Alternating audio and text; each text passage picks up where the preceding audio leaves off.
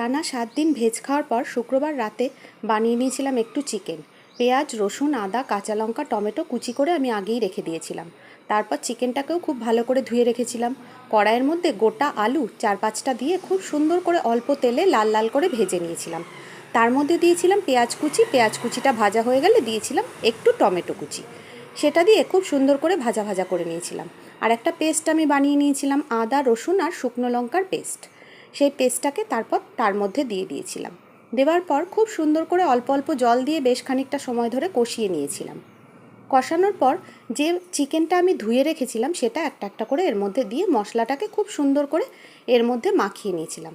তার আগে নুন হলুদ স্বাদ মতো আমি দিয়ে দিয়েছিলাম। তারপর একটা একটা করে চিকেন দিয়ে চিকেনটাকে মশলার সাথে খুব সুন্দর করে মাখিয়ে নিয়েছিলাম, যাতে চিকেনটা প্রতিটা মশলায় খুব সুন্দর করে মাখানো হয়। তারপর আর কি গ্যাসের ফ্লেমটা মিডিয়াম টু লো করে আমি ঢাকা চাপা দিয়ে দিয়েছিলাম 20 মিনিট। 20 মিনিট ঢাকা চাপা দেওয়ার পর ঢাকাটা খুলে তার মধ্যে দিয়ে দিয়েছিলাম 2 টেবিল চামচ টক দই।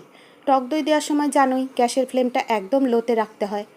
তারপর 10 মিনিট কষিয়ে রেডি আমার চিকেন কষা। নামানোর আগে আমার ঘরে তৈরি একটু গরম মশলা দিয়ে দিলাম 1 চামচ, আর কিছু কাঁচা লঙ্কা গোটা দিয়ে দিলাম, কারণ এরা খুব একটা ঝাল খেতে পারে না। ধন্যবাদ সবাইকে ভিডিওটা দেখার জন্য।